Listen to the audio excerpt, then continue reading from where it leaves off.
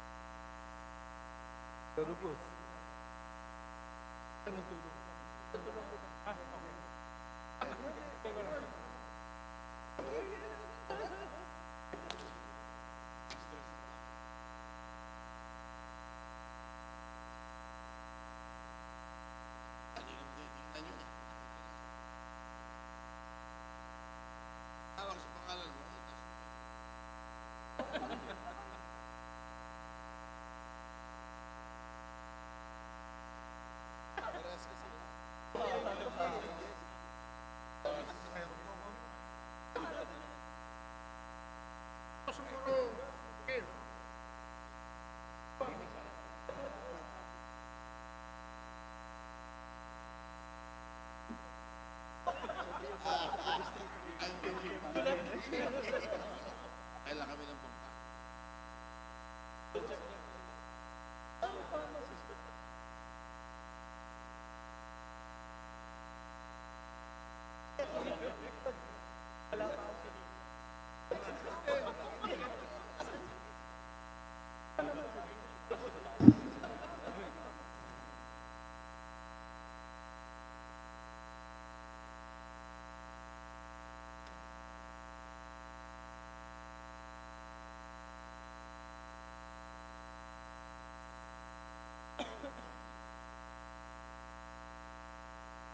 There's a first reading during privilege hour. Okay.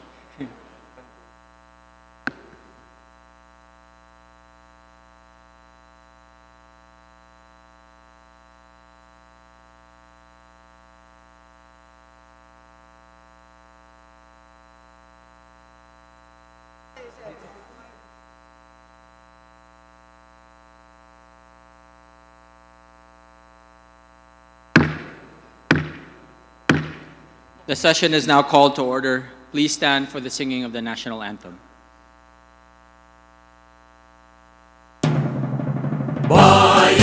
magiliw, perlas ng silanganan, alam ng puso, sa titik mo'y buhay.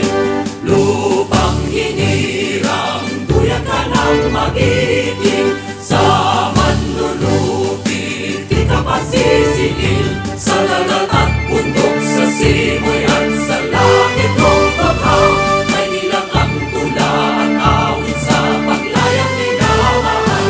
Ang kislap ng watawat mo'y tagumpay na nagdidinig, ang bituin at araw niya kailan pang may magdidilim. Lupa ng araw ng walang pagsikta, buhay ay langit sa piling mo. Aming ligaya na pag may mga akin, at mamatay ng dahil sa'yo. Please remain standing for the invocation to be led by Representative Charisse Ann Hernandez. Let us pray in the name of the Father, and of the Son, and of the Holy Spirit. Panginoon, maraming salamat po sa pagkakataong ito na kami nagtitipon para sa dakilang tungkulin ng paglilingkod bayan. Nagpapasalamat po kami dahil napakasagana ng iyong pagmamahal at kagandang loob mo sa amin, sa aming bansa. Thank you for blessing us with this life, for sustaining us with endurance, for providing us the knowledge of public service, for guiding us to further understand the greater good. May these blessings continuously remind us, all of us here in this great chamber, that you, Father God, have entrusted us with the task of ensuring and protecting a democracy that is felt by our people. We seek your providential guidance in order that we may govern wisely. God, guide us in our duties, be our moral compass, so that we may become trustworthy leaders and make prudent decisions for the Filipino nation.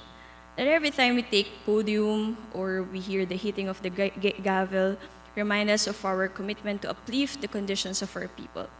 Almighty God, with humility, we seek for your intervention so we can do what is proper and appropriate. And as we engage, defend, and rebuild, may we trust in your mercy and justice and follow your paths, committing our efforts to your wisdom and guidance, as said in Proverbs 3, verses 5 to 6, and 16, verse 3. We surrender and submit to you, God. Come here and guide everything about us, our heart, mind, soul, hands, and body. Patnubayan niyo po kami. Ito po ang aming panalangin sa pangalan ni Jesus. Amen. Majority Leader. Mr. Speaker, I move that we call the roll of members. Is there any objection? The chair hears none. The Secretary General is directed to call the roll of members. Roll call of members. Honorable Representatives Abalos, Abante, Abunda, Acharon, Asidre, Acop, Adyong, Advincola, Agaraw, Alba, Albano, Almario, Almonte, Alonte, Alvarez Jose, Alvarez Mercedes, Alvarez Pantaleon, Amante, Amatong, Angara, Aquino, Aquino Magsaysay, Arbison, Arenas, Arrogancia, Asistio, Ataide, Aumentado, Balindong, Barba, Barbers, Baronda, Barzaga, Bascug, Bautista, Bautista Lim, Benitez, Bernos, Bellones, Biron, Bolilia, Bondo, Bongalon, Bordado, Bosita, Briones, Rosas, Buhain, Bulut Begtang, Bustos, Cabredo, Cagas, Kahayon Uy, Calderon, Calixto, Campos, Kawagdan, Cardema, Cari, Castro Franz, Castro Jean, Celeste, Chan, Chato, Chua, Chungalaw, Ko Angelica Natasha, Ko Elizalde, Ko Pilar, Coangco Jaime, Coangco Mark, Colada, Collantes, Corvera, Cruz Ambrosio, Cruz Ricardo, Hua, Quaresma, Dagook, Dalipe, Dalog, Dayanghiram, Daza, De Jesus, De Venecia, Defensor, Del Mar, De Los Santos, Dimaporo Muhammad Khalid, Dimaporo City Amina, Dionisio, Domingo Duavit Duhali Duterte, D. Faustino Ino, D. Faustino Michael Carlos, D. Ian Paul, Ecleo, Emano, Enciso, Enverga, Escudero, Espares, Espina, Estrella, Yudela, Fariñas, Fernandez, Ferrer Antonio, Ferrer Juliet Marie, Flores, Cortez, Frasco, Fresnedi, Pantabella, Galeos, Garcia Albert, Garcia Dante, Garcia Jose Arturo, Garcia Maria Angela, Garcia Pablo John, Garcia Vincent, Garjola, Garin, Gasataya, Gato, Go Ed Christopher, Go Mark, Goles, Gomez, Gonzaga, Gonzales Aurelio, Gonzales Neptali, Gonzales Sandro, Goriseta, Yuhico, Ginto, Gulias, Gutierrez, Hagedorn, Haresco, Ataman, Hernandez, Herrera, Oribata, Javier, Ko Olga Ara, Ko Ricardo, Ko Wilton, Kong Hun, Labad-Labad, Lacson, Lacson Noel, Lagman, Lagon, Daphne, Lagon, Sani, Lara, Lazatin, Lee, Legarda, Libanan, Limkay Chong, Loyola, Luistro, Lumayag, Makapagal Arroyo, Maceda, Madrona, Magsino, Malapitan, Mangawang, Manikis, Manuel, Marañon, Marcoleta, Marcos, Mariano Hernandez, Mariño, Marquez, Martinez, Mastura, Matibag, Matugas, Mendoza, Mercado, Mercado Revilla, Miguel, Momo, Morden, Nava, Nisay, Noel, Nograles Juan Fidel Felipe, Nograles Margarita, Nolasco, Huaminal, Olaso, Olivares, Ongchuan,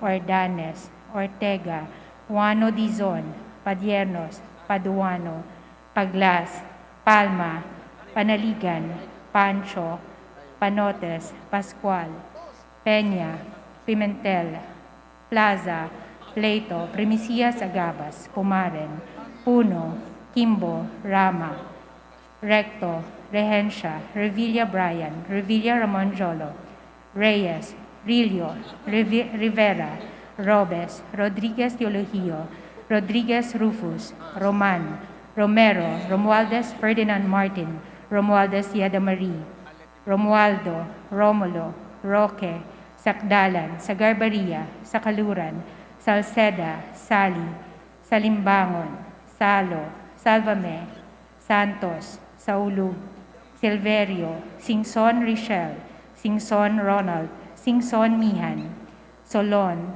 Soriano, Suwan, Swansing Horacio, Swansing Micaela Angela, Suarez, Talyado, Tamayo, Tambunting, Tan Joseph, Tan Keith Micah, Tan Reynolds Michael, Tan Samir, Tan Stephen James, Tan Tambut, Tan Shai, Tan Watco, Tariela, Teodoro, Teves Arnolfo, Teves Jose, Chanco, Tieng, Tolentino, Tulfo Jocelyn, Tulfo Ralph Wendell, Tupas, Tutor, T, Umali, Unabia, Ungab, Valeriano, Valmayor, Vargas, Vargas Alfonso, Velasco, Veloso Tuazon, Vergara, Versosa, Villa, Villafuerte, Luis Raymond, Villafuerte Miguel Luis, Villanueva, Villar, Villaraza Suarez, Villarica, Violago, Yap Christian Tel, Yap Christopherson,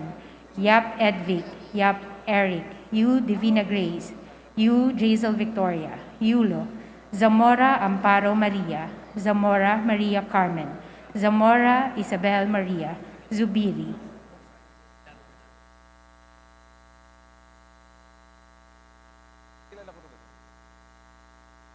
Mr. Speaker, the roll call shows that 309 members responded to the call.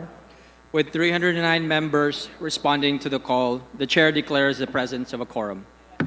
Majority Leader. Mr. Speaker, considering that copies of Journal Number 53, dated February 15, 2023, were already distributed to the members, I move that we dispense with the reading of the same and approve the said journal. Is there any objection? The chair hears none. Journal number 53, dated February 15, 2023, is hereby approved. Majority Leader. Mr. Speaker, I move that we now proceed with the reference of business and request that the Secretary General be directed to read the titles of the bills and resolutions on first reading, as well as communications and committee reports. Is there any objection? The chair hears none. The Secretary General is directed to read the titles of bills and resolutions on first reading, as well as the communications and committee reports for referral to the appropriate committees. Reference of business, bills on first reading. House Bill 7157, creating the Congressional Oversight Committee on the National Budget by Representatives Castro France, Brosas, and Manuel. To the Committee on Appropriations.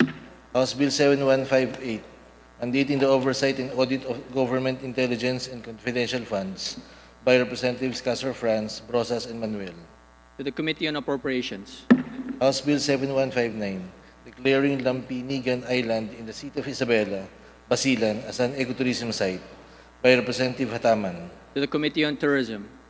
House Bill 7160, declaring a parcel of land located in Palompon, Matag-Ob, and Villalaba in Leyte a protected area with the category of protected landscape under the National Integrated Protected Area System to be referred to as the Palompon Protected Landscape by Representative Gomez. To the Committee on Natural Resources.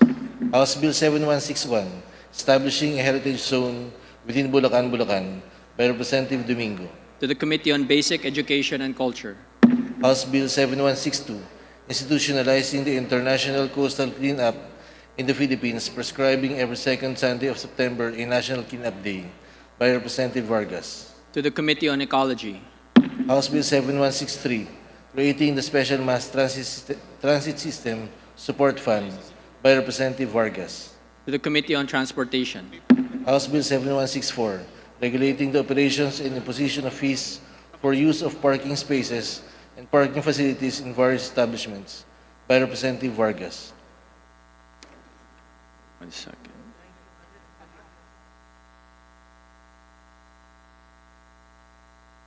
Number 8.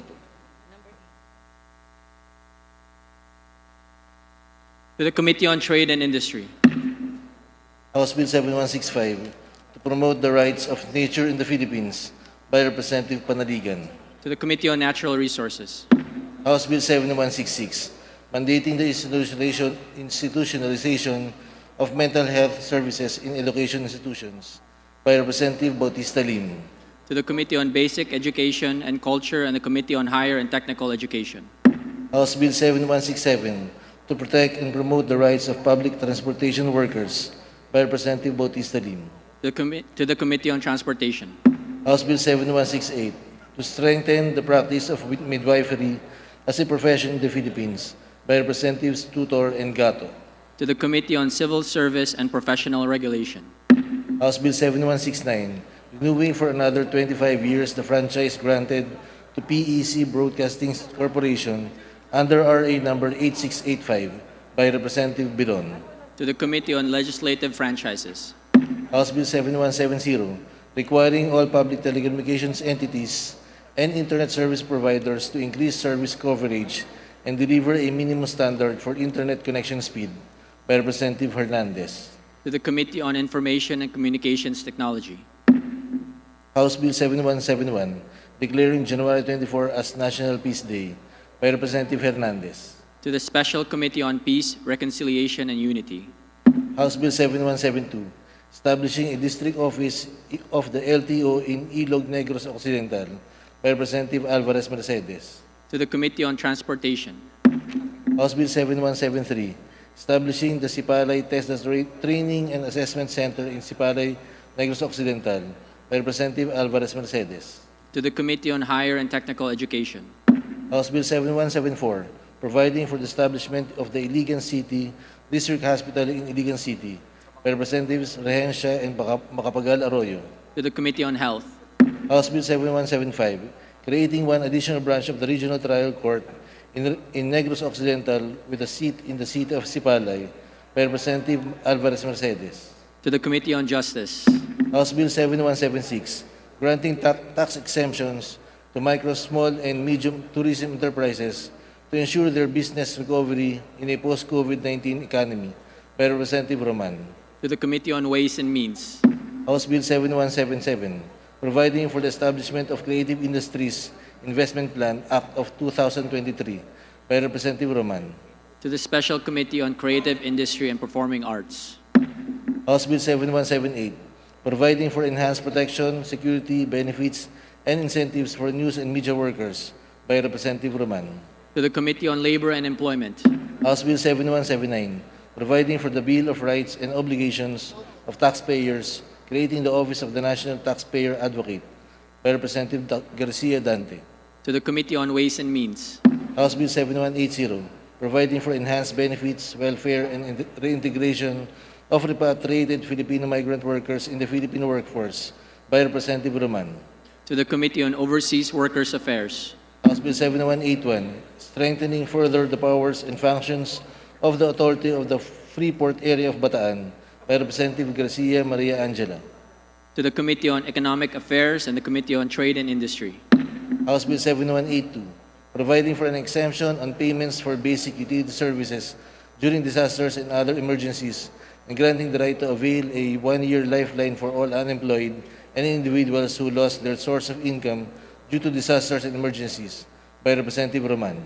To the Committee on Disaster Resilience. House Bill 7183, reclassifying a parcel land of public domain located in Macanhan, Carmen, Cagayan de Oro City, Misamis Oriental, from timberland to alienable and disposable land, by Representative Suwan. To the Committee on Natural Resources. House Bill 7184, granting free funeral services to poor families, by Representative Suwan. To the Committee on Poverty Alleviation. House Bill 7186, amending sections 443, 454, and 463 of the Local Government Code of 1991, by Representative Tupas. To the Committee on Local Government. House Bill 7187, establishing the Agricultural Information System in all cities and municipalities, by Representative Gintu. To the Committee on Agriculture and Food. House Bill 7188, creating the Department of Disaster Resilience and Management, by Representative Adjong. To the Committee on Government Reorganization and the Committee on Disaster Resilience. House Bill 7189, creating a Sharia Judicial District covering South Cotabato and Sarangani and the City of General Santos, a Sharia District Court in the City of General Santos, and one Sharia Circuit Court, each in the cities of General Santos and Coronadal and the municipality of Alabel, by Representative Acharon. To the Committee on Justice. House Bill 7190, promoting investments in export and domestic market enterprises, by Representative Recto. To the Committee on Trade and Industry. House Bill 7191, extending the effectivity of Rent Control Act of 2009, by Representative Olivares. To the Committee on Housing and Urban Development. House Bill 7192, providing protection to individuals engaged in food and grocery delivery services, by Representative Olivares. To the Committee on Labor and Employment. House Bill 7193, providing for standards for the practice of rehabilitation medicine, by Representative Olivares. To the Committee on Civil Service and Professional Regulation. House Bill 7194, instituting the Medical Reserve Heroes Corps, by Representative Olivares. To the Committee on Health. House Bill 7195, guaranteeing network neutrality to promote competition, encourage innovation, and protect Internet consumer in the Philippines, by Representative Olivares. To the Committee on Information and Communications Technology. House Bill 7196, reorganizing the Council for the Welfare of Children into the Philippine Commission on Children, by Representative Olivares. To the Committee on Welfare and Children. House Bill 7197, promoting and establishing the use of waste-to-energy technologies and facilities as an alternative source of renewable energy technologies and for other purposes, by Representative Olivares. To the Committee on Ecology and the Committee on Energy. House Bill 7198, institutionalizing an emergency medical services system, creating for the purpose the National EMSS Council, by Representative Fuentabella. To the Committee on Health. Resolutions.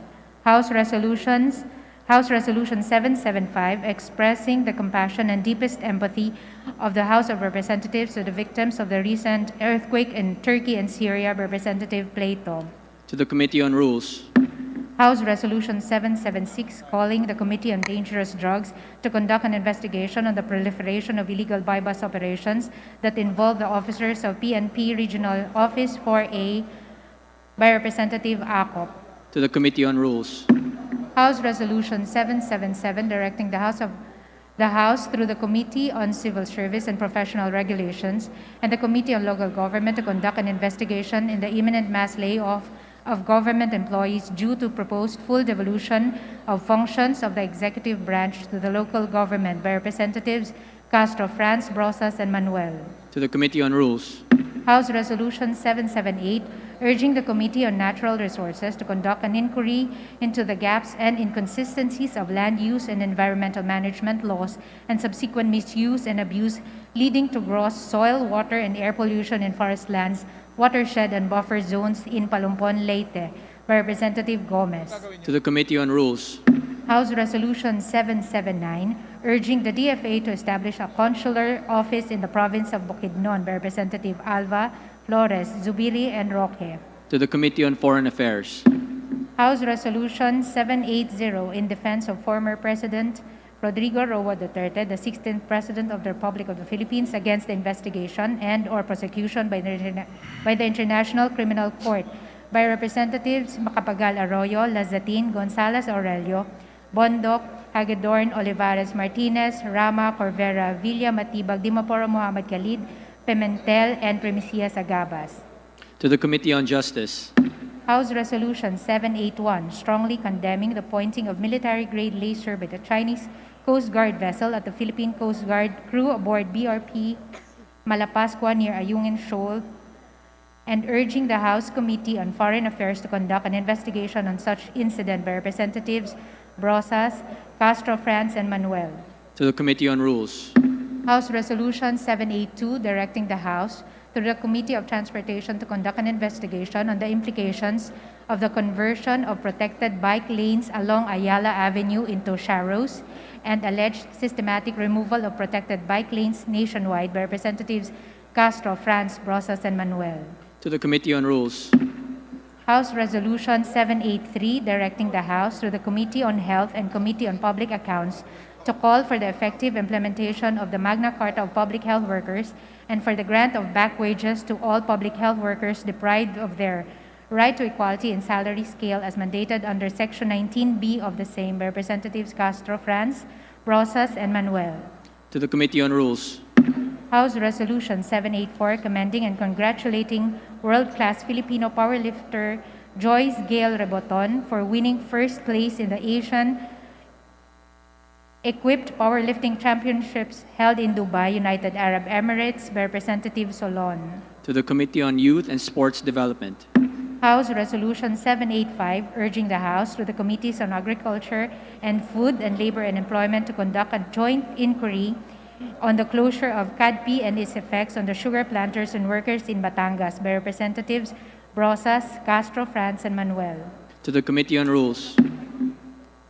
Message from the President. Message dated February 15, 2023 of President Ferdinand Romualdez Marcos Jr.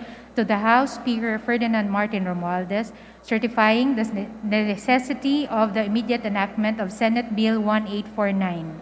To the Committee on Rules. Communication. Letter dated February 9, 2023 of the BSP Bank Officer 6, Office of the General Counsel and Legal Services, transmitting to the House duly certified copies of certain BSP issuances. To the Committee on Banks and Financial Intermediaries. Committee Report. Committee Report number 318 submitted by the Committee on Justice on House Bill 7185. Committee Report number 319 submitted by the Committee on Revision of Laws on House Bill 7206. To the Committee on Rules. Majority Leader.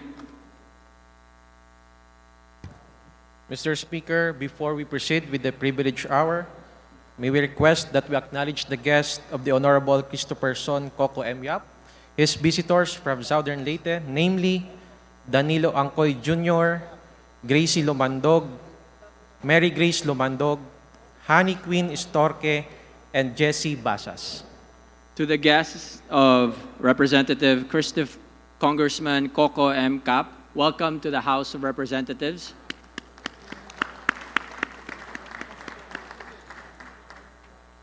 Majority Leader. Mr. Speaker, today being a Monday and pursuant to our rules, I move that we open the privilege hour. Is there any objection? The chair hears none. The chair declares a privilege hour. Majority Leader. Mr. Speaker, I now move that we recognize the gentleman from the Lone District of Baguio, Mark Go, to be recognized for the privilege hour. The gentleman from the Lone District of Baguio City, Representative Mark Go, is recognized. Please proceed. Thank you, Mr. Speaker, my esteemed colleagues. At the beginning of the 19th Congress, I delivered a privileged speech calling the attention of this august chamber to the state of our higher education system and its complexities as we transition to the next normal. Today, I rise on a matter of personal and collective privilege. The members and secretariat of the Committee on Higher and Technical Education have worked tirelessly since then to address many of these concerns, and today we need more allies from the halls of Congress. Throughout Philippine history, landmark laws and pioneering policy studies brought waves of change that pushed our education system forward. Back in 1925, the Philippine legislature authorized the first formal assessment through the Monroe Educational Survey Committee. The Monroe Survey brought to the fore the early problems of education in the country: excessive centralization of public school systems, quality of teachers, issues with the language of learning, and the need to adapt textbooks and materials to the local context. The persistence of the issues in the system until the 1990s prompted leading policymakers at that time, Ramon Mitra, Joby Salonga, Salvador Escudero, Edgardo Angara, Santonina Rasul, and the rest of members of 8th Congress to create a powerful congressional body known as the Congressional Commission on Education, or EDCOM, with the sole purpose of evaluating the shortcomings of our education system and formulating legislative solutions to address them. The 11-month study of EDCOM gave birth to a seminal report entitled Making Education Work, an Agenda for Reform. Like the Monroe Survey, the EDCOM report of 1992 decried the deteriorating condition of Philippine education, and I quote, "The quality of Philippine education is continuously declining.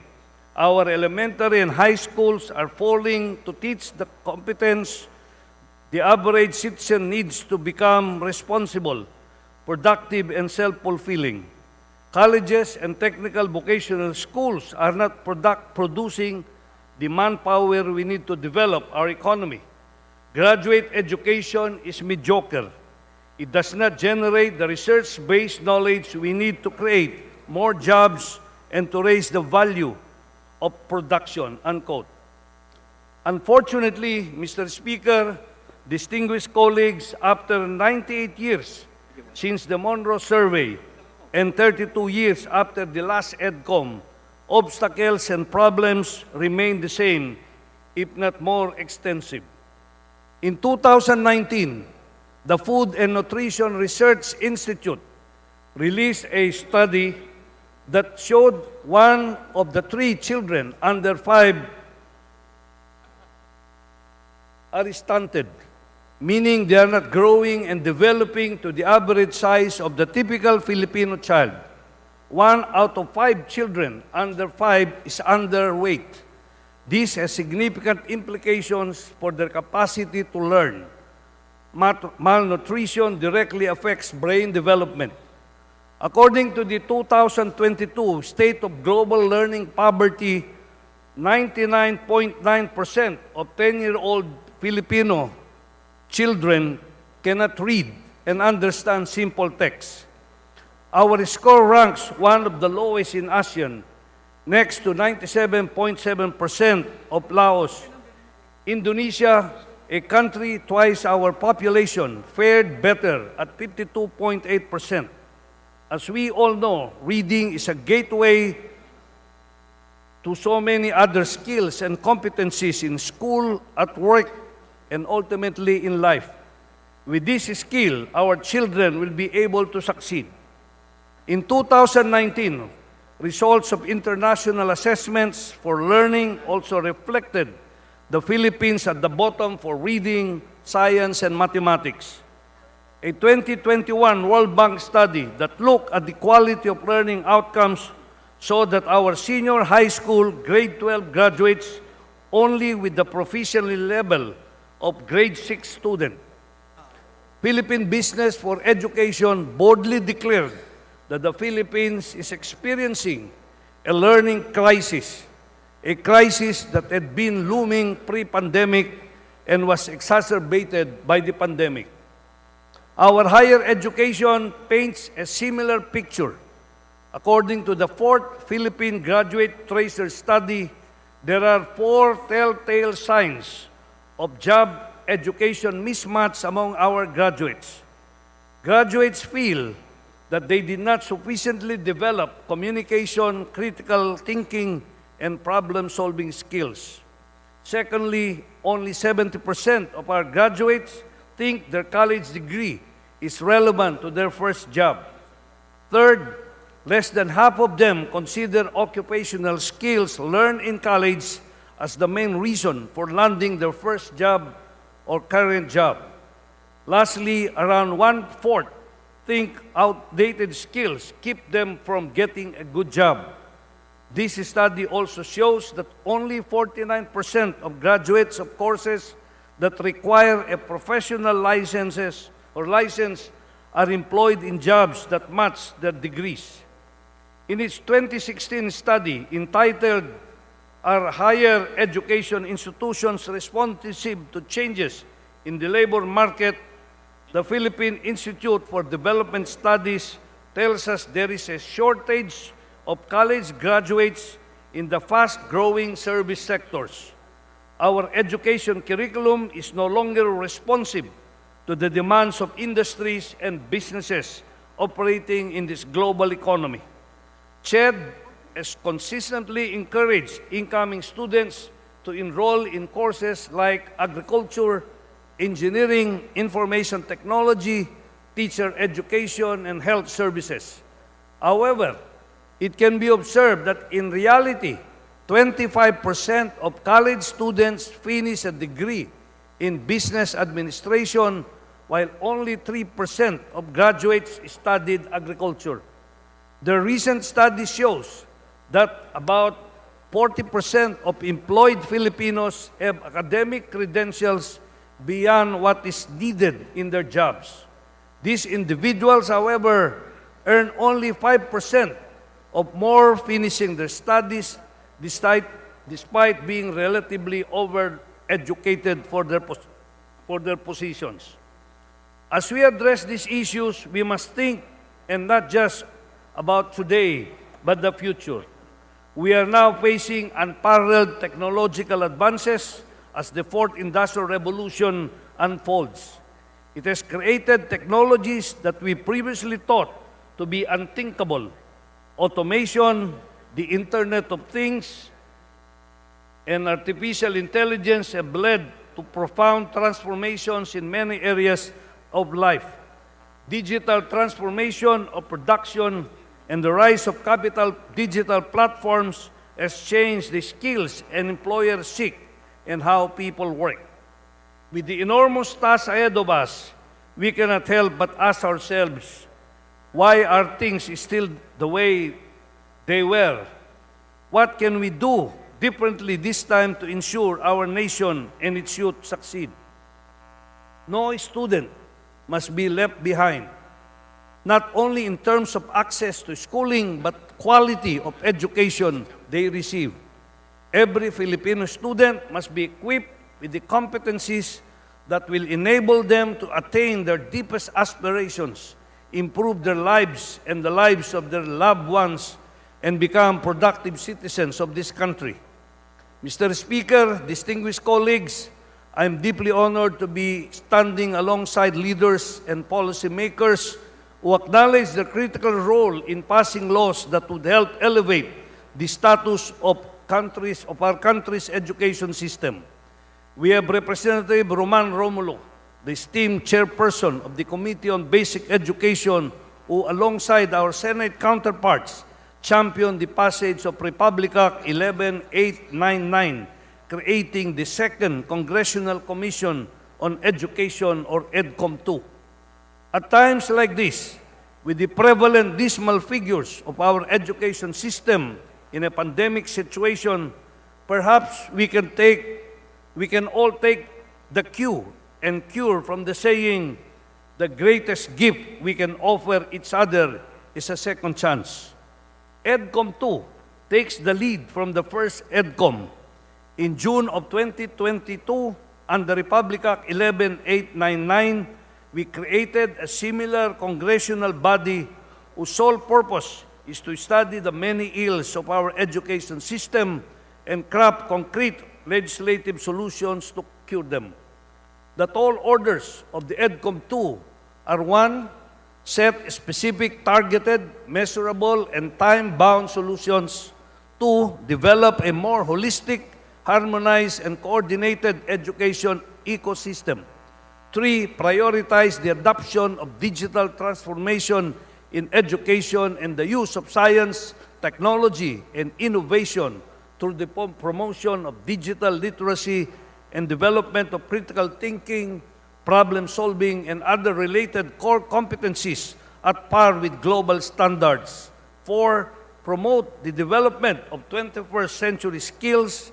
5, institutionalize educational reforms necessary to meet the new educational challenges.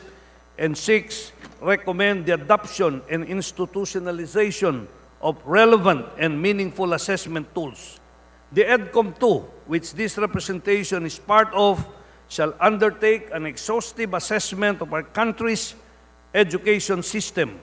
I am happy to report to this body that EDCOM-2's work has begun with our first official meeting on January 26 to jumpstart the strategic planning for national education assessment. This was done with the various education stakeholders and led by the EDCOM-2 commissioners and the Advisory Council providing expert advice. It was the first step in the right direction as we delineated what EDCOM will and will not get. We outlined the main challenges that we, as congressional body, will try to understand better and resolve. Mr. Speaker, distinguished colleagues, as chair of the Committee on Higher and Technical Education, I assure all of you my unwavering commitment to continue advancing reforms for the higher education sector. We are continuously conducting public hearings and sectoral consultations to address pressing concerns, and we shall do more. We shall endeavor to review policies and programs specific to job education mismatch. We shall work towards elevating the country's status from a skills mismatch to an ideal pairing of talent and opportunity. We shall look for ways to integrate the higher education system by anchoring on the principle of complementarity between public and private institutions. We shall give our full support to deserving students to choose the best school aligned with their needs and career directions, whether that is in public or private. We shall likewise encourage more youth to pursue teacher education degree programs and for teachers and school leaders to pursue graduate degree programs. The Committee on Higher Education fully supports Republic Act 11713 or the Excellence in Teacher Education Act. We need to invest in educators' education, which is specifically highlighted in the newly released Philippine Development Plan of 2023 to 2028. The implementation of this law must therefore be prioritized. Synergy is what we need most, helping one another, pushing one another, so that we can deliver the expected results. we are only 7 years from our United Nations Sustainable Development Goals target in education. Between now and 2030, we need all the resolve to ensure inclusive and equitable quality education and promote lifelong learning opportunities for all. The same is reflected in the Philippine Development Plan, an intense focus on promoting and improving lifelong learning and education by providing access to high-quality learning opportunities that develop adequate competencies and character qualities. I have a dream, so said Martin Luther King in his famous speech in the African-American Civil Rights Movement of March 1963, demanding equal rights for all American people, regardless of their color. Mr. Speaker, distinguished colleagues, dreamers have always shaped the Philippine landscape, from our brave forefathers to the hardworking teachers, nurses, doctors, engineers, and overseas Filipino workers. All their dreams have been the driving forces of our nation. I call on every dreamer to take part in this worthwhile journey of building the kind of education system that should mark the post-pandemic world, one that is accessible with the best quality and one that leaves no Filipino student behind. Again, thank you very much and good afternoon. Thank you very much. Majority Leader. Mr. Speaker, I move that we recognize the gentleman from the 3rd District of Camarines Sur, Honorable Gabriel Bordado, for his interpellation. Honorable Bordado is hereby recognized. Please proceed. Thank you, Mr. Speaker. I wish to commend the chairman of the Committee on Higher and Technical Education for coming up with his commitment that nobody shall be left behind insofar as educational opportunities in the country are concerned. But I am a bit surprised, Mr. Speaker and Mr. Chairman. Before the pandemic, there was this news item regarding 3 major studies conducted by international entities, including the World Bank, showing that grade 5 students in the Philippines cannot understand what they are reading. And as stated by our chairman of the Committee on Higher and Technical Education, this situation was already there in 1990. Is that correct? The same Chairman? issues, Mr. Speaker, the same issues were presented during the 1990s. That's why the Education Commission was organized to address this. But these problems continue to plague the country even after 30 years from the time the EDCOM 1 was established. So in other words, Mr. Speaker, 30 years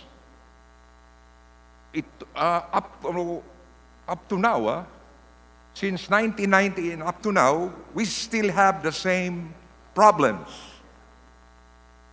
Now, Yes. what specific approaches can we do, aside from the ones you gave us, in order Yes. to address this particular concern? There was a reaction coming from a group of educators that the level of competencies being required from teachers should be reduced in order that they could focus on the important aspects of education. Do you agree with that, Mr. Chairman, Mr. Speaker? Yes, the competencies that should be trained by our teachers should be reduced because there's so many, and because of that, it affects the quality of the delivery of these competencies.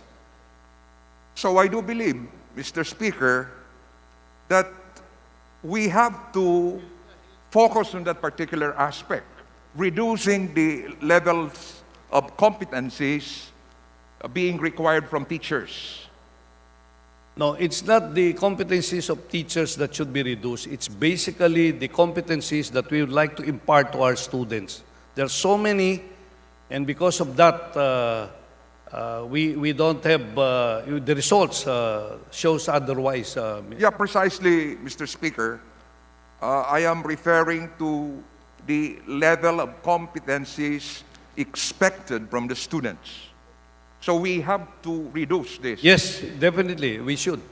And DepEd is already working on this, and this is one of the initial findings that we have also in the commission that was recently organized.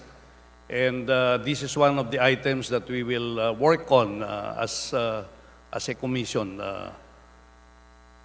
Okay, Mr. Speaker. thank you very much, Mr. Speaker. Thank you very much, Mr. Chairman. I do hope we can really achieve this goal of that nobody shall be ever left behind in the educational system. Thank you. Thank you. Thank you very much. Thank you very much. Majority Leader. Mr. Speaker, I move that we recognize the lady from ACT Teacher Portales, Honorable Franz Castro, for her interpellation. Honorable Franz Castro is recognized. Please proceed. Thank you, Mr. Speaker. Some questions lang po dun sa PS po ng ating Honorable Mark Go as the chairman of the Commission on Higher Education. So I thank the chairman, Representative Mark Go, for this privileged speech. So I just would like, Mr. Chair, to be updated on what is going on in the EDCOM 2, and I believe it has been ongoing for a month, right? So can we be updated, Mr. Chair, so on how? So ano po ba yung proseso ng pagre-review? And I know there is a committee, di ba, which is composed of our colleagues, both from houses. So paano po ba ito, Mr. Chair, nagaganap? So meron po bang iba't ibang mga cluster or whatever, Mr. Chair? Yes, as I mentioned in my speech, we just had our strategic planning. And in that strategic planning, we definitely identified the direction of this commission. And after we identified the direction, we look at the important issues confronting our education system. And from there, we define the major standing committees that should work on specific issues that we have identified. And these committees are now holding their separate meetings to address the many issues confronting our education system. We have a committee on higher education and teachers' education. That's one. We have also a committee on basic education, and another committee is on governance and the financial side of the education system. So these are some committees. And I understand during the last, when this was presented to the body, you have indicated your interest to join in some of these committees. And we have taken note of your interest. And once these other committees will meet, we will invite you to join the committee. Madam Interpellator, Mr. Speaker. Yes, thank you, Mr. Speaker. So I am so interested, Mr. Speaker, on the direction of the EDCOM. So ito kasi, Mr. Chair, that would be the guide for for the different standing committees to work on. So yung mga direction, like for example, matching our educational system with our labor force, 'di ba? Yung mga kinakailangan ng ating mga industriya. Number 2 is to improve of our education from basic education up to higher education or even the technical and vocational institution, Mr. Chair. Is that right? Yes, that's correct. Yes. Thank you. So tama naman po yun, dapat mag-match yung ating educational system with our workforce. Pero ang direction po ba na sinasabi natin, Mr. Chair, an education that would work towards national industrialization and improving our agricultural modernization. Is that included in the direction of I think that will be the direction, Mr. Speaker, Madam Interpellator. Our objective really is to address the issue of job skills mismatch. We have a lot of graduates who finish different courses, and there are so many jobs available, but when they apply, they are not taken in because their qualifications are different from what is required in the industries. So what we wanted to do here is to ensure that there is a strong collaboration between the academe and the different institutions in the country, business institutions, so that once they finish, yung kanilang skills, swak na swak, no? A part of the activity here is to look at the curricula of the different universities and colleges and see whether these are really related to the existing industries in the country. Yes. And at the end of the day, I think we can see a great prospect for real, honest-to-goodness national industrialization in the country. Yes, Mr. Chair, Mr. Speaker, I do agree with our colleagues on that premises. So sana madagdag lang siguro, Mr. Chair, kasi may kakulangan since we are talking of working force after the education of our children, right? So, meron ba ditong working committee, Mr. Chair, as regards to kasi ang nagiging direction po, Mr. Chair, for the last decade or so, yung mga graduates natin, hindi sila nagiging interested masyado doon sa ang sinasabi natin, ang kanilang direction ay going to different places in the world. So, dapat meron din tayong committee, Mr. Chair, na magre-review din dito noong pangangailangan na dapat ay magiging acceptable sa ating mga workers later on, yung mga young workers natin, young professionals natin, as regards to the salary, conditions of work, etc. So dapat may kasamang ganon. Kasi Mr. Speaker, when we are working on the K-12 program, and when I was a teacher, I represent one union, the Organization of Alliance of Concerned Teachers. I was involved in the K-12 program, pero yung mga suggestion po, unfortunately, hindi naman na-carry. So, sana masama dito, Mr. Chair, yung involvement ng ating mga industry and at the same time yung labor department, etc. and related agencies, Mr. Chair. So, merong ganun po bang open na standing committee? Wala tayong specific na standing committee about labor and all of this.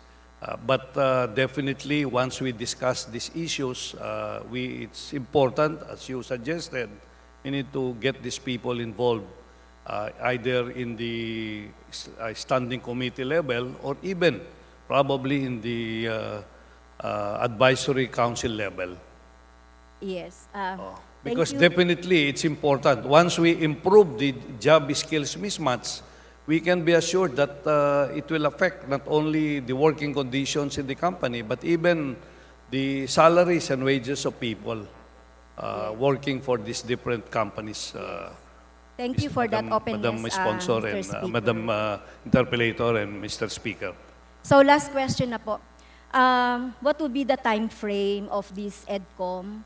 So would there be a midterm report by the committee, by the board or committee?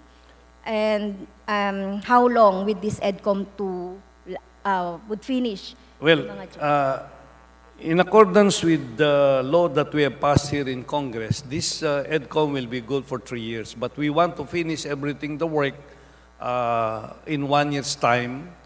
And after 1 year, we have to see to it that we will be able to implement all these programs that we have identified in the EDCOM. It is important that we do not only come out with the policy reforms that are suggested by the EDCOM, but we would like to be sure that we even tackle them here. No? After, let's say, a policy of addressing the so-called complementarity between public and private schools, we need to come out with certain laws or even request the President probably to come out with an executive order to address this.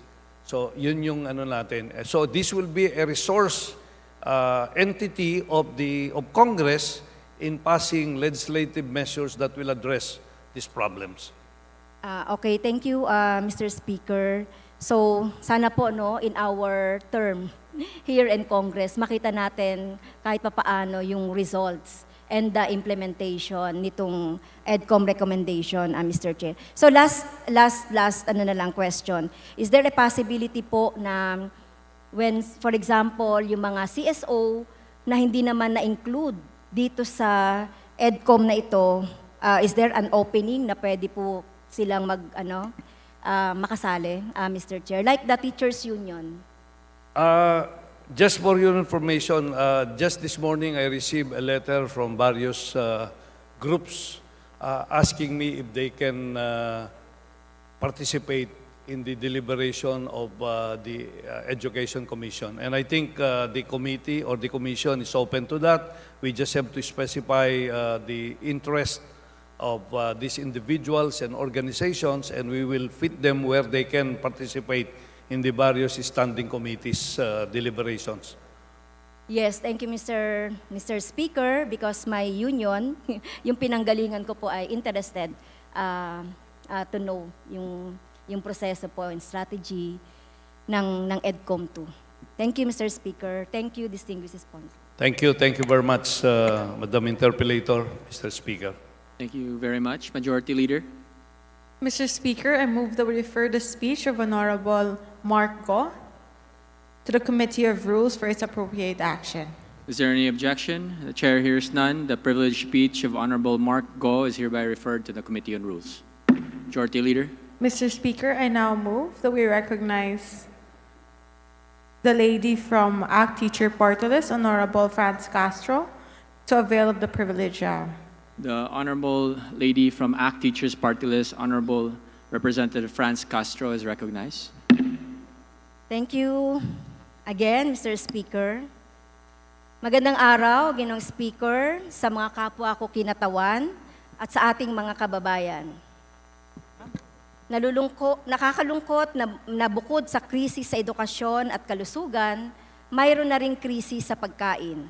Dahil tumitindi ang kakulangan sa produksyon ng pagkain at umasa tayo sa importasyon. Kaliwat kanan ang pagtaas ng presyo ng pagkain dahil sa ilang produktong agrikultural na kulang ang produksyon at tinatalo ng importasyon ng ating mga magsasaka at lokal na industriya. Idagdag pa ang hindi sapat at maliit na porsyento lamang ng kabuang budget ang napupunta sa Department of Agriculture. Sa kasamaang palad, kalakhan sa dagdag budget nito ay para sa pautang at hindi para sa direktang subsidyo. Suporta sa produksyon gaya ng patubig at pataba at direktang ayuda para sa mga magsasaka. Mga bagay na higit na kailangan ng sektor sa pinakakagyat na panahon. Lubhang napakatindi ng epekto ng malawakang smuggling, kartel, hoarding o manipulasyon ng presyo na pumipinsala sa ating agrikultura. Nakakabahala ngang mas binabaha tayo ng imported na produktong agrikultural at umaabot na sa puntong nagka-negative trade balance tayo noong 2020. Sa ating pong statistics o tala, 314.4 billion pesos sa agri-food trade. Lagpas doble ang imports ng bansa na umabot ng 624 billion pesos kung ikukumpara po dun sa 307.6 billion na exports. Ayon nga sa sariling think tank natin, ito yung CPBRD. Ang negative trade balance na ito ay kontradaloy sa creeping food nationalism o yung export bans na pinatutupad na maraming bansa upang iwasan ang food insecurity. In fact, Mr. Speaker, nung nagkaroon po tayo ng pandemya, nagkaroon ng mas strong na protectionism kahit nga dito yung mga kalapit na bansa natin sa Southeast Asia para protektahan ang kanilang mga pagkain. At hindi sila nag-export dahil alam nila na magkakaroon ng kakulangan, kaya hindi sila nag-export ng kanilang mga agricultural products, katulad ng Thailand, Vietnam, at iba pa. Laganap ang gutom, lalo na sa hanay ng mga magsasaka at mangingisda. At lalong mababaon sila at ang buong bansa na umaasa sa kanilang mga produkto. Kung ipapagpatuloy natin ang kahibangang ito sa importasyon, dadating ang panahon, hindi lang kakulangan at nagtataas ang presyo ng bigas, asukal, at sibuyas ang bubungad sa atin. Dahil sa lumalalang krisis, dapat gawing pangunahing prioridad ng gobyerno ang sektor ng agrikultura dahil napakahalaga ng pagkain para sa lahat ng mamamayan. Ngunit, mas pinapahalagahan pa ng gobyerno ang pagratipika ng RCEP kahit na maraming grupo ng mga magsasaka ang tahasang tumututol dito. Salamat ang RCEP sa mga kasunduan na tahasang pumapatay sa ating lokal na industriya at agrikultura. Sa ilalim kasi nito, ang miyembro ng Estado ng ASEAN at ang trade partner nito tulad ng Australia, China, Japan, New Zealand at South Korea ay maaring mag-export ng mga produkto at serbisyo sa isa't isa kung saan zero o hanggang mababang tariff rates. Si Pangulong Marcos Jr. ang kasalukuyang kalihim ng Department of Agriculture. Ngunit sa palagay ng kinatawang ito, bibigurin siya na masolusyonan ang problema sa agrikultura, lalong-lalo na yung mga tumataas na presyo ng pagkain at kakulangan nito. Hindi na susolusyonan ang problema sa bigas, asukal o sibuyas na lalong sumisirit ang presyo. Lalong lumalala ang krisis sa pagkain at hindi nagiging abot-kayang pagkain. Kaya po, tayo po nakapokus po tayo sa bigas, sa sibuyas at sa asukal, pero kung pupunta po tayo sa palengke, lahat po ng agricultural products na makikita ninyo ay nagtataasan. Sa usapin ng bigas, 4 na taon na ang Rice Liberalization Law na nagdulot ng gutom at kahirapan. Sa panahong ito, naglalaro sa 12 to 15 pesos ang bili sa palay na nilinang ng mga magsasaka. Pinakamataas na, Mr. Speaker, yung 18 pesos. Ngunit kahit kailan ay hindi nagmura ang bigas sa mga palengke. Wala ka naman makikitang 27 pesos per kilo ng bigas bago magkaroon ng rice tarification law. Ang average na bentahan sa mga palengke ng ating bigas ay mula sa 30 to 37. Dagdag na pabigat ang nagmamahalang mga farm input mula noong 2019.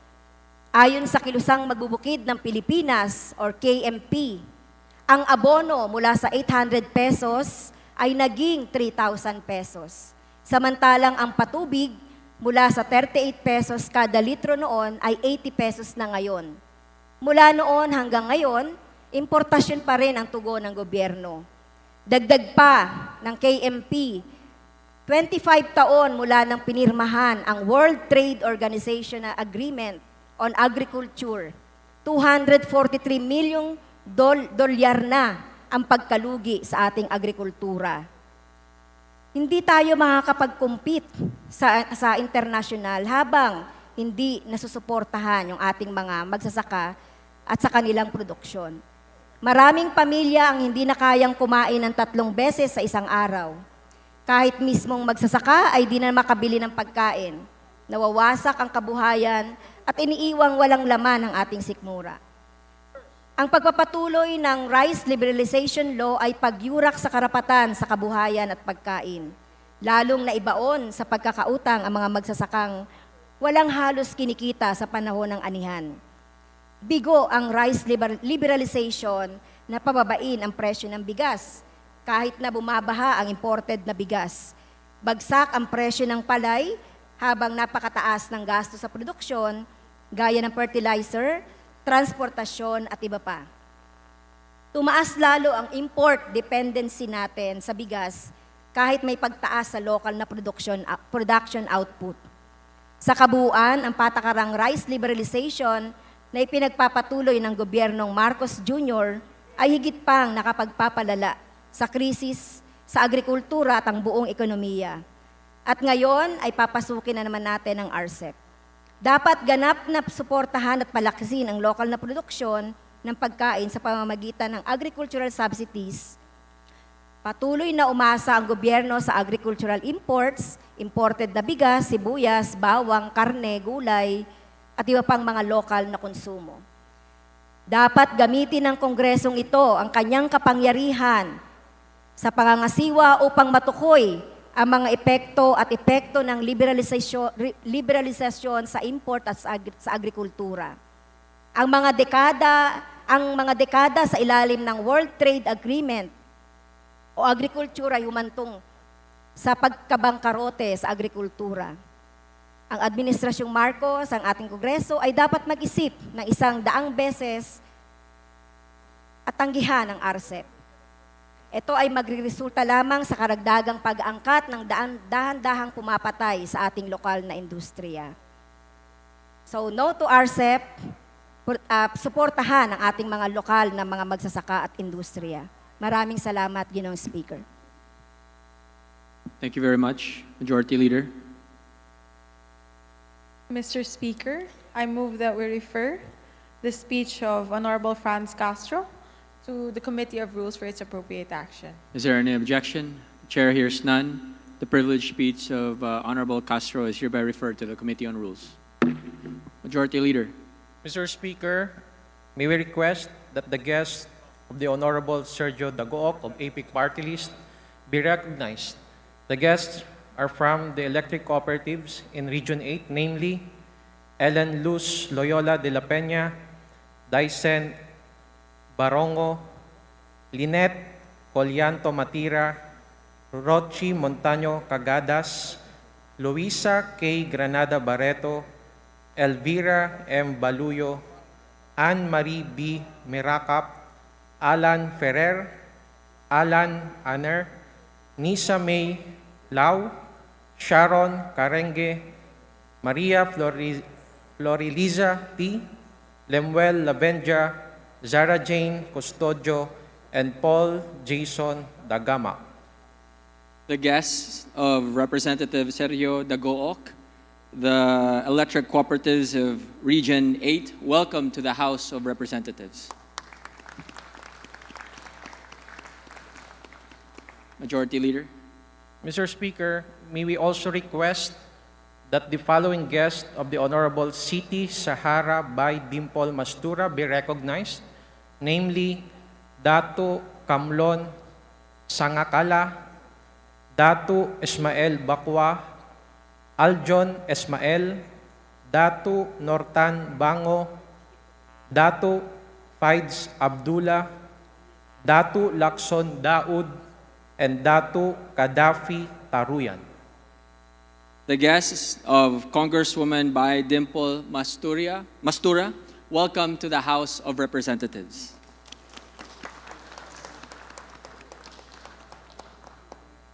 Majority Leader. Mr. Speaker, I move that we recognize the lady from Gabriela Partiles, Honorable Ablin Rosas, to avail of the privilege hour. The lady from Gabriela Partiles, Honorable Arlene Brosas, is hereby recognized.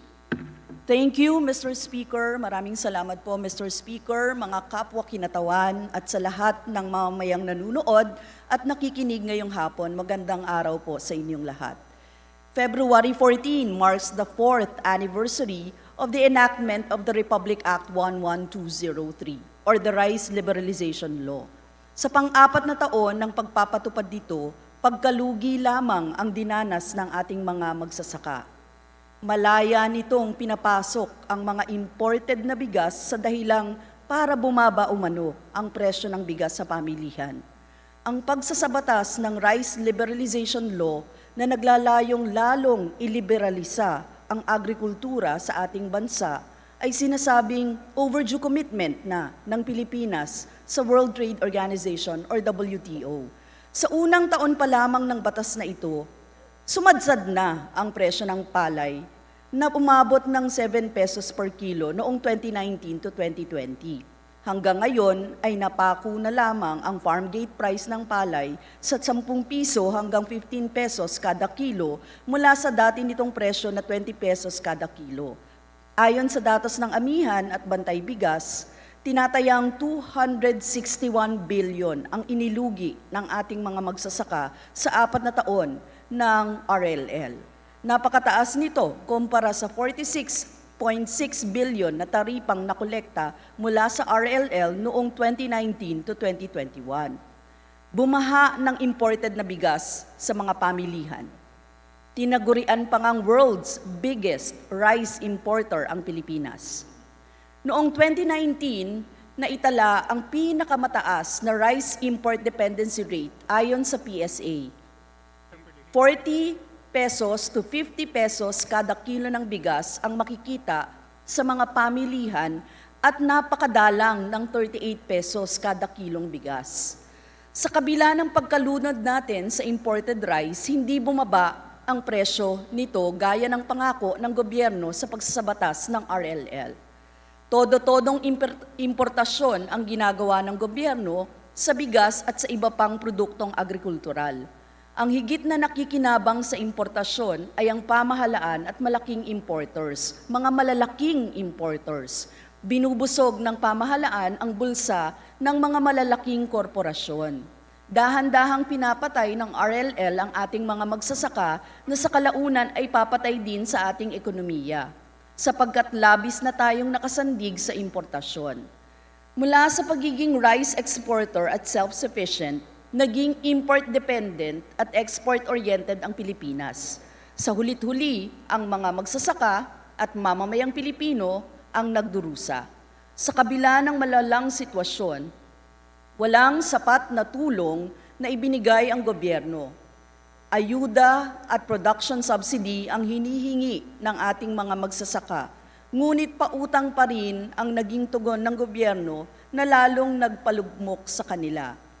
Kaisa ang kababaihan sa tindig ng mga magsasaka at mamamayan na i-repeal ang Rice Liberalization Law at isulong ang Rice Industry Development Act na layuning tugunan ang krisis sa pambansang industriya ng bigas, bunga ng malawakang kawalan ng lupa, atrasadong agrikultura at liberalisasyon sa agrikultura. Layunin nito na maipatupad ang matagal na panawagan ng mamamayan at mga magsasaka na pataasin ang presyo ng palay at pababain ang presyo ng bigas sa mga pamilihan. Mr. Speaker, pakinggan natin ang kahingian ng ating mga magsasaka. Ibasura ang Rice Liberalization Law, palakasin ang lokal na produksyon at itigil ang importasyon. Maraming salamat, Mr. Speaker. Maraming salamat. Majority Leader. Mr. Speaker, I would like to refer the speech of Arlene Rosas to the Committee of Rules for its appropriate action. Is there any objection? The chair hears none. The privileged speech of Honorable Arlene Brosas is hereby referred to the Committee on Rules. Majority Leader? Mr. Speaker, with clarification, I would also like to refer the interpellation on Mark Goss in Privilege R by Franz Castro and Honorable Bordado to the Committee of Rules. Is there any objection? The chair hears none. The interpellation of Honorable Bordado and Congressman Franz Castro is hereby referred to the Committee on Rules as well. Majority Leader? Mr. Speaker, with great honor to recognize the visitors of Representative Philemon Espares, namely Mayor Jimmy Biray of Tubay, Agusan del Norte, Glenn Bernados, Irma Balaba, Manuelito Porio, Loxmi Auxilio, Magdalena Chu, Romeo Brigoli, and Cecilia Concon. The guests of Honorable Espares, welcome to the House of Representatives. Majority Leader.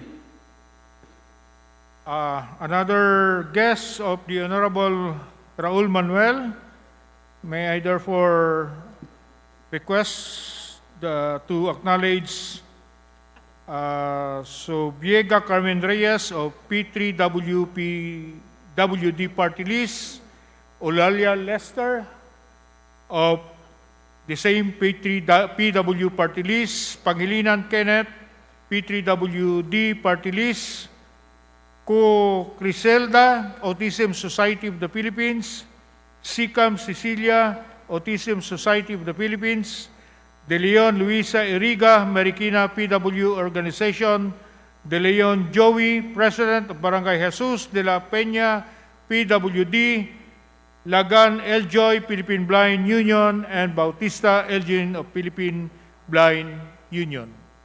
To the guests of Congressman Raul Daniel Manuel, welcome to the House of Representatives. Majority Leader. Mr. Speaker, I now move that we recognize the gentleman from Kabataan Party List, Raul Manuel, to avail of the privilege.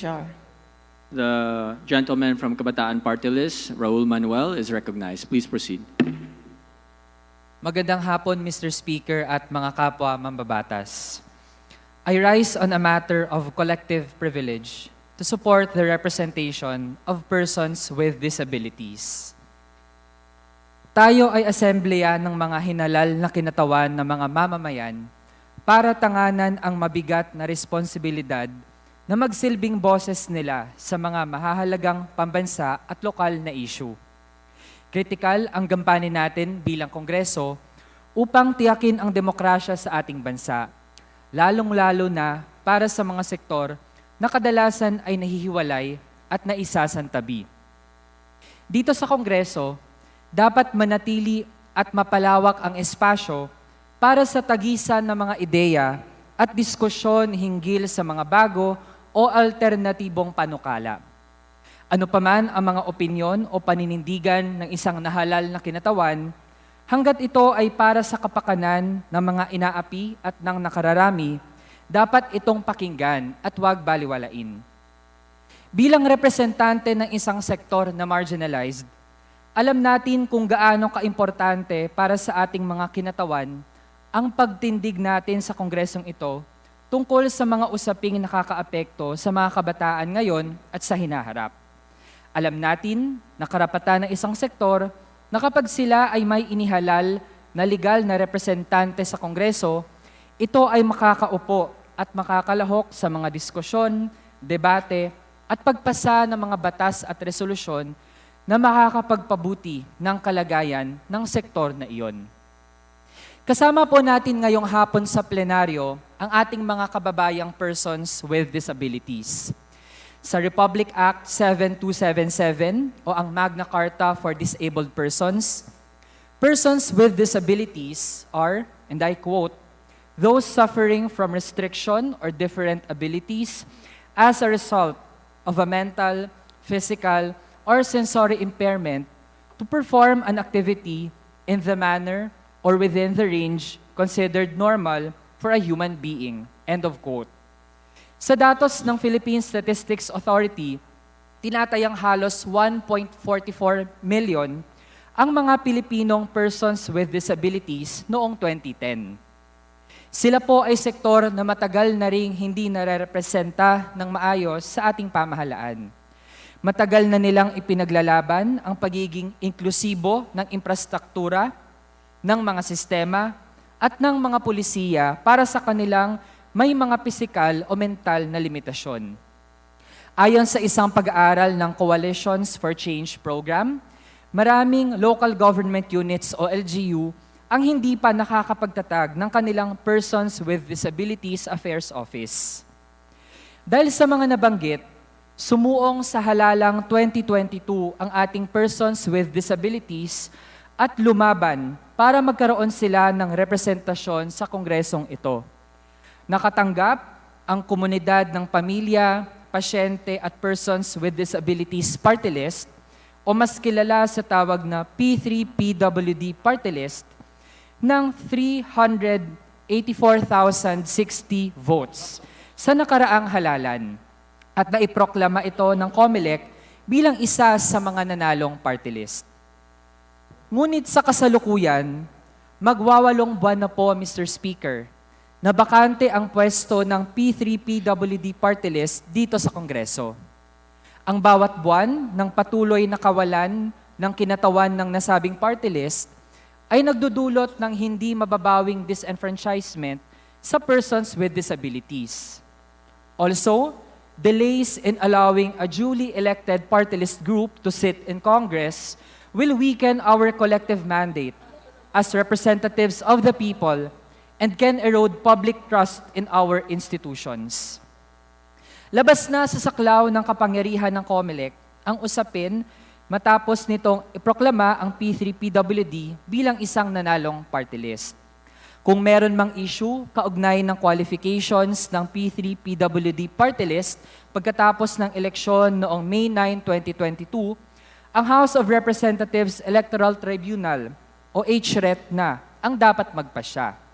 Moreover, Section 17, Article 6 of the 1987 Constitution states that, and I quote, "The Senate and the House of Representatives shall each have an electoral tribunal, which shall be the sole judge of all contests related to the election, returns, and qualifications of their respective members." End of quote.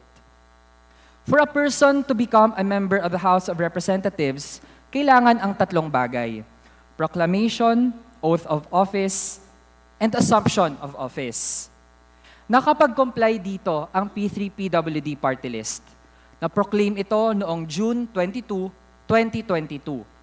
COMELEC recognized the first nominee who took oath on June 22, 2022 and assumed office on June 30, 2022. That said, Honorable Maria Rowena Amelia Guanzon, the first nominee of P3PWD Party List, is a member of the House of Representatives and should be able to participate in our sessions and activities as our colleague. Also, if there are any concerns regarding their qualification, again, those should be settled in the HRET. Umaapela ang kabataan at ang Makabayan Coalition sa ating Kongreso na palakasin pa natin ang representasyon at boses ng marginalized sectors sa pamamagitan ng pagsuporta sa pag-upo ng kinatawan ng P3PWD sa Kongreso. Kasama ang P3PWD Party List, matitiyak natin na ang persons with disabilities ay laging nasasaalang-alang sa ating mga gawain bilang mga mambabatas. Para sa pagpapatatag ng ating Kongreso, nananawagan tayo na panahon na upang malugod nating tanggapin bilang kapwa mambabatas ang representasyon ng P3PWD. Yun lamang, Mr. Speaker. Maraming salamat. Magandang hapon. Daghang salamat. Majority Leader. Mr. Speaker, I would like that we refer the speech of Raul Manuel to the Committee of Rules for its appropriate action. Is there any objection? The Chair hears none. The privileged speech of Honorable Raul Manuel is hereby referred to the Committee on Rules. Majority Leader. Mr. Speaker, I move that we recognize the guests of Representative Jude Asidri of Tingog Party List from the Taiwanese business delegation, namely Mr. Calvin Xiao Wan Chang, Mr. Sheng Fang Chang, Mr. Li Yang Chang, Mr. Chang Wen Chu, Mr. Wen Yang Chu, Ms. Elia Kiao Seng, Attorney Texon John Lim, Mr. Vincent Patrice Palafox, Cristina Jem Mercado Santos, Ms. Maria Fina Bugho, and Mr. Villamor Santos. The guests of Congressman Jude Asidre, welcome to the House of Representatives. Majority Leader. Mr. Speaker, I move for a 1-minute suspension. Session suspended.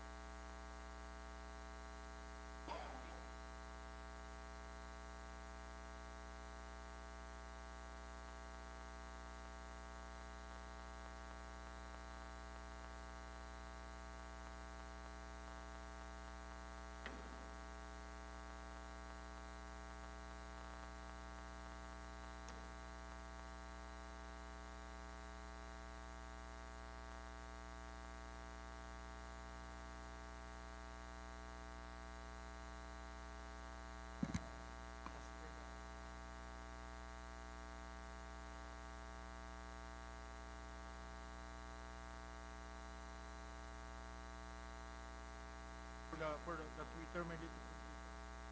Tapos suspend. Mr. Speaker, Session is resumed. Majority Leader, Mr. Speaker, I move that we terminate the privilege hour. is there any objection? The chair hears none. Privilege hour is hereby terminated. Majority Leader, Mr. Speaker, I move that we suspend session for a few minutes. session suspended.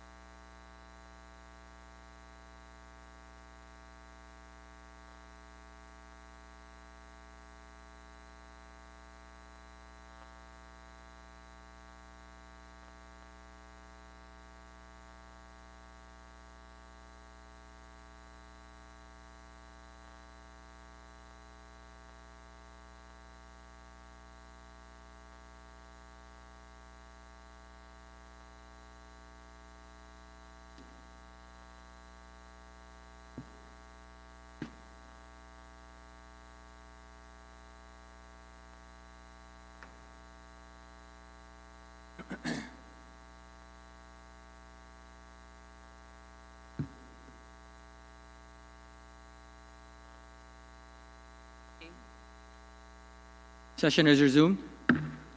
Majority Leader. Mr. Speaker, last Tuesday on the 14th of February 2023, we adopted House Resolution number 763, a resolution expressing the utmost compassion and deepest sympathies of the House of Representatives for the loss of lives and properties caused by high-magnitude earthquakes in Turkey and Syria.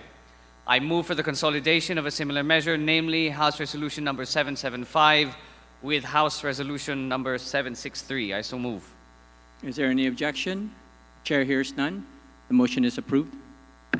Majority Leader. Mr. Speaker, on the part of the majority, I move to elect the following members to the various committees as follows. To the Committee on Climate Change as members, Salimbangon Janice Z. Adjong Zia Alonto. To the Committee on Constitutional Amendments as member, Tariela Leodi ODF, Adjong Zia Alonto, Veloso Tuason, Ana Victoria, Salo Ron P. To the Committee on Economic Affairs as members, Haresco Teodorico Jr. To the Committee on Population and Family Relations as members, D. Faustino Ino V.A., D. Faustino Michael III T., Go, Ed Christopher S., Fuentebella Arnie B., Vargas Patrick Michael D., Tanhuatco Emilio III P., Nograles Margarita Ignacia B. To the Committee on Public Order and Safety as members, Cruz Ambrosio Jr. C. To the Committee on Transportation as members, Barbers Robert Ace S., Cruz Ambrosio Jr. C. To the Special Committee on Land Use as member, Robes Florida Rida P. I so move. Is there any objection? The Chair hears none. The aforementioned members are hereby elected to the various committees. Majority Leader. Mr. Speaker, there being no business left for the day, I move to adjourn session until the 21st of February, 3 p.m., Tuesday. I so move. Is there any objection? The Chair hears none. Session is adjourned until February 21 at 3 p.m.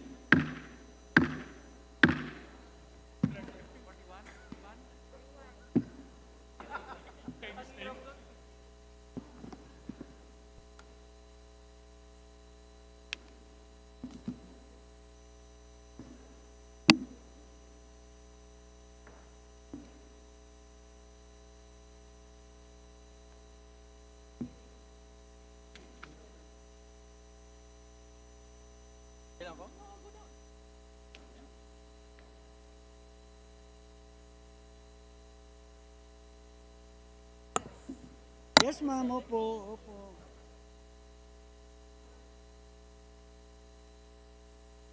Ay, pinahawak sa'yo.